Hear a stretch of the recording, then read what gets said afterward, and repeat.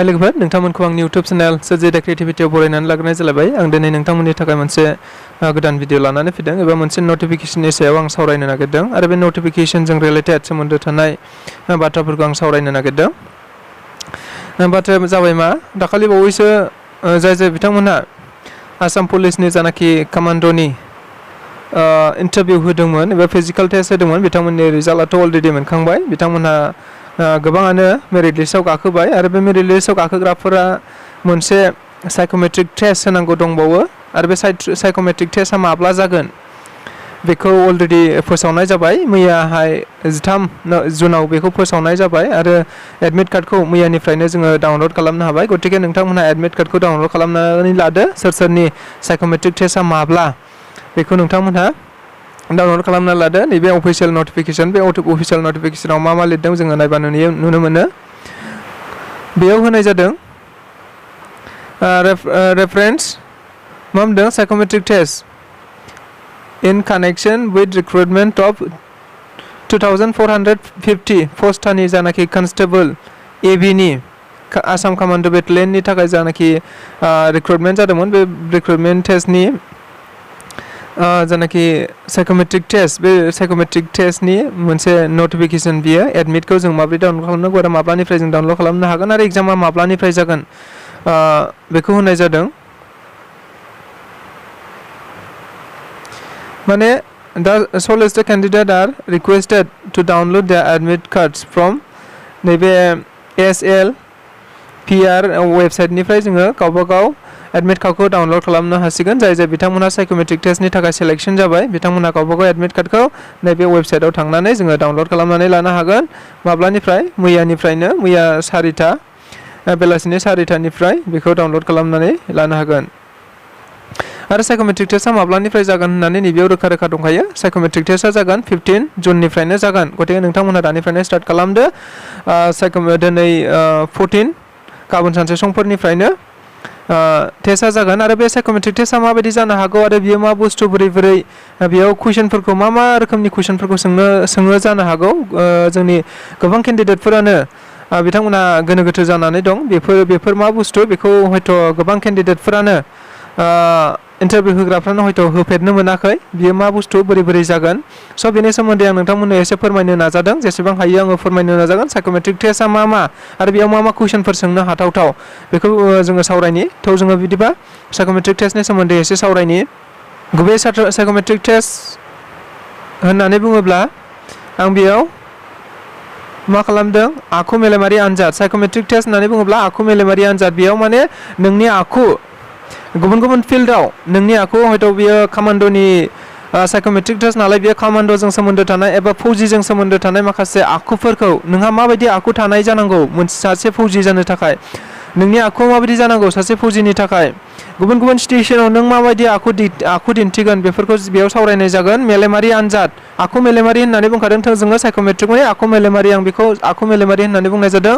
नोंनि मेलेमनि हारोंथाया माबायदि जानांगोन सासे फौजि जानो थाखाय, कमान्ड' जानो थाखाय नोंनि मेलेमा माबायदि गोबौ जानांगोन एबा नोङो मेलेमाव नोंनि सान्थायाव नोंनि मावनाय दांनाय नोंनि गुबुन सिटुएशनफोराव गुबुन थासारिफ्राव नोंनि मेलेमा बेसेबां सार्प जानांगोन बेखौ बेयाव सावरायनाय जागोन। आं गुबैयै बेयाव बुंनाय जादों गुबैयै बेयाव मा सावरायनाय जागोन गुबैयै बे आनजादाव सासे सुबुंनि गुबुन गावबागाव जर'खा एबा स्पेसियेलाइजेसन बिथिङाव एबा स्पेसियेलाइजेसन बिथिङाव जेनेबा बेयाव फौजिनि नालाय कमान्ड'नि नालाय बेयाव कमान्ड'जों सोमोन्दो थानाय गासैबो बिथिंफोरखौनो बेयाव सोंनाय जागोन। सासे कमान्ड' जानोबा नोंहा मा रोंगौथि थानांगौ बेखौ बेयाव सोंनाय जागोन। गावबागाव जर'खा बिथिङाव बिनि आखुथाय आरो बिनि मेलेमारि हारोंथाय एबा रोंगौथि गोहोखौ सुनाय जागोन। बे साइकोमेट्रिक टेस्टआव नोंनि आखुथाया माबायदि जानांगोन आरो नोंनि मेलेमा माबायदि जानांगोन सासे फौजिनि थाखाय बेखौ बेयाव गुबैयै सावरायनाय जायो। बेखौ जोङो माखासे पार्ट हिसाबै जों सावरायनो हायो। माखौ सावरायनाय जायो बेखौ जोङो फैनाय सिगाङाव जों नायनो हायो। पार्सनेलिटि, कमान्ड' जानो थाखाय नोंहा माबायदि पार्सनेलिटि थानांगोन, आखुथि। पार्सनेलिटि माने आखुथि होननानै बुंदों आं बेयाव गुबुन थासारियाव नोंनि आखुथि, नोंनि गाननाय जोमनाय, नोंनि राव रायज्लायनाय, नोंनि रोंगौथि, नोंनि मुड बेफोरखौ बेयाव नायनाय जायो। पार्सनेलिटियाव बियो गोलैजोबो गतिके गुबुन गुबुन थासारियाव नोंनि आखुथाया माबायदि जानांगोन नों सोर अफिसारजों माबायदि रायलायनांगोन सोर अफिसारनि सायाव नों माबायदि आखु दिन्थिनांगोन नोंनि गाननाय जोमनाया माबायदि जानांगोन नोंनि जेनेबा सासे फौजिनि गाननाय जोमनायाथ' सब समय राफोद जानांगोन सब समय नोंनि गाननाय जोमनायखौ नों केयार खालामनांगोन थाल लानांगोन बबेजों जिलांदों बबेजों जिलाङाखै बबेयाव नोंनि जुथा लेसा गेवलांदों बबेयाव माबा हुकफोरा गेवलांदों नामा बेफोरखौ नोङो गासिबो थाग थिग राफोदै नोङो गाननाय जानांगोन ओमफ्राय नोंनि राव रायज्लायनाय सासे फौजि जानो थाखाय नोंनि राव रायज्लायनाया मा नोंनि अफिसारजों माबायदि रायज्लायगोन पाब्लिकफोरजों माबायदि रायज्लायगोन आरो नोंनि उन्दैफोरजों मा रायज्लायगोन नोंनि गेदेरफोरजों माबायदि रायज्लायगोन बेफोरो थिग जाजोबनांगोन नोंनि रोंगौथि नोंहा मा रोंगौ रेलेभेन्ट फिल्डआव नों फौजि जानो थाखाय नों दा फौजि जानो ओंखारदों नों फौजि जानायनि थाखाय नोंनि रोंगौथिया मा जानांगोन बेखौ गासिबो पार्सनेलिटियाव नायनाय जागोन नोंनि मुड नोंनि मुडखौबो नायगोन नोंनि जेनेबा फेसखौ नायनाय जागोन बेयाव नोङो बबे सिचुवेसनाव बबे थासारियाव नों मा फेसाव दङ जेनेबा दुखुनि थासारियाव नोंनि मुडा माबायदि जानांगोन ओमफ्राय खुसिनि मुडआव नों माबायदि जानांगोन बेफोरबायदि गासिबो थासारिखौ बे पार्सनेलिटियाव नायनाय जायो बेनि अनगायै साइकोमेट्रिक टेस्टआव नायबावो नैबे एप्टिट्युड टेस्टखौ जोङो नायनांगोन एप्टिट्युड टेस्टआ माबायदि हारोंथाय नों मा मावनो रोंगौ बेयाव नोंनि स्किलखौ नायनाय जागोन नों मा मावनो रोंगौ नों मा मावनो हायो जर'खा बिथिङाव नोंनि रोंगौथिया मा जर'खा बिथिङाव नों बेसेबां रोंखा राखा एबा बेसेबां रोंगौथि दं जेनेबा जर'खा बिथिं होननानै आं बुंलिया बेयाव जर'खा बिथिं होननानै बुङोब्ला जोङो कामान्ड'नि बाथ्राखौ बुङो जों दिनै कामान्ड'नि बाथ्राखौसो सावरायनो थांदों नालाय माथो नोंथाङा कामान्ड' जानो ओंखारदों नालाय बेयाव कामान्ड'नि बाथ्राखौनो थोंजोङै सावरायनो हायो नों मा मावनो रोंगौ कामान्ड'नि थाखाय नोंहा बेसेबां नोंनि स्किला माबायदि जानांगोन सासे कामान्ड' जानोबा नोंनि स्किला कामान्ड'आव नोंनि स्किल दंना गैया नोंनि जेनेबा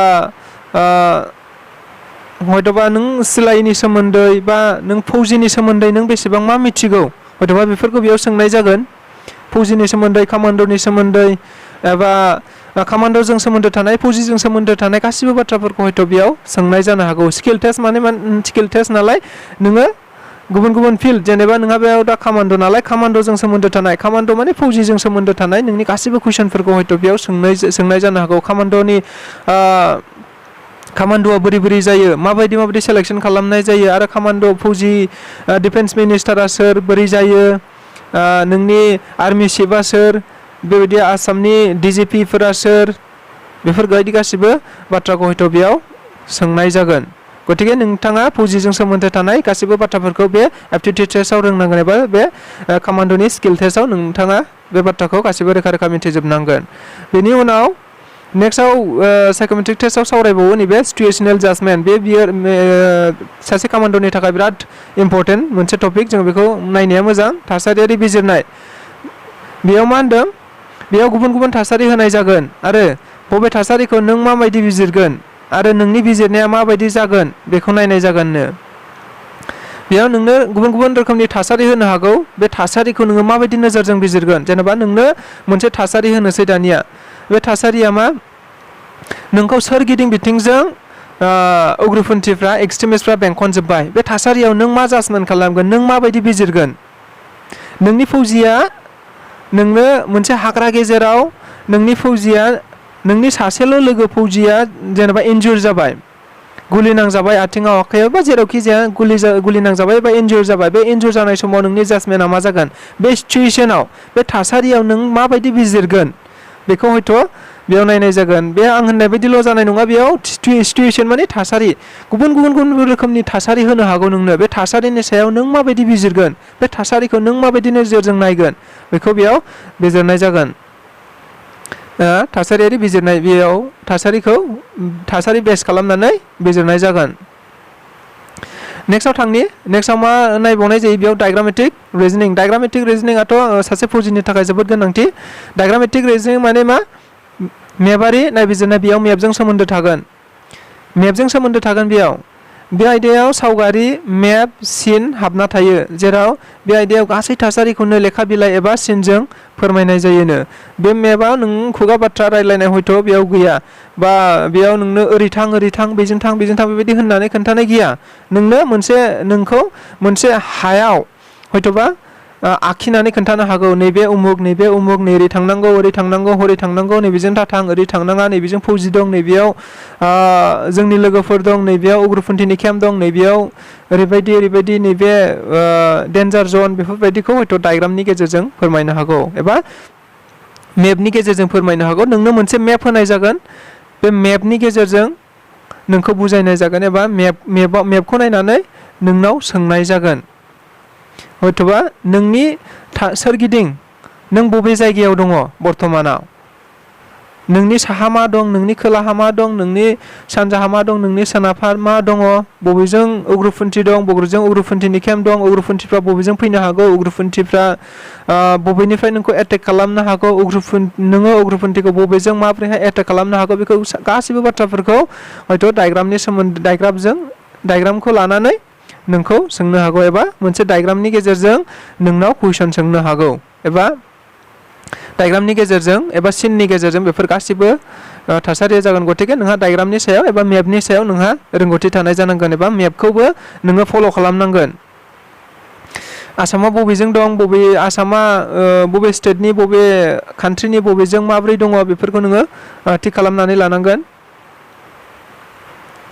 नेक्स्टआव सावरायबावो निउमारिकेल रिजनिं माने अनजिमायारि बिजिरनाय बे आयदायाव नोंनि सानखान्थि रोंगौथि बेसेबां आरो नोंहा दाजाब दानख' आरो सानजाबनायफ्राव नोंनि हारोंथाया बेसेबां बेखौ सुनाय जागोन हयथ' बेयाव नोंखौ दाजाब दानख' सानजाबनाय बेफोरबायदि अनजिमाजों सोमोन्दो थानाय बाथ्राफोरखौ बेयाव सोंनाय जागोन माने उमुकनिफ्राय उमुक दानख'बा बेसेबां थायो उमुकनिफ्राय उमुक दाजाबा बेसेबां थायो बेबो सासे फौजिनि थाखाय सासे कामान्डारनि थाखाय बा सासे कामान्डार जानो थाखाय बेबो जोबोद इम्परटेन्ट जानानै दङ एबा फौजिनि थाखाय एबा कामान्डारनि थाखाय बेबो जोबोद इम्परटेन्ट